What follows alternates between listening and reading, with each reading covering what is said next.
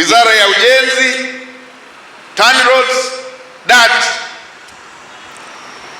TAMISEMI, UDART na wadau wengine wote wanaohusika.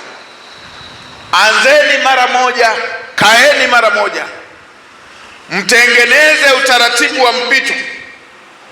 Chukueni mageti yale ambayo yalikuwepo, ambayo yalikuwa yatumike kwa hiyo shughuli nyingine, wekeni hata kwa umbali wa kuruka kituo kimoja wapo, ili mweke mageti yale, mrejeshe masuala ya mawasiliano, masuala ya internet, pamoja na masuala ya umeme, wakiwepo na TANESCO, pamoja na maeneo mengine ya ukusanyaji wa mapato.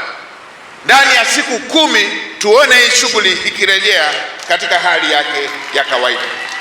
Kaeni kuanzia leo, myaratibu, husisheni wadau wote, wakandarasi, husisheni mabenki, husisheni wadau wote kwenye kila eneo ambako mnaona kuna mmoja wapo anahusika.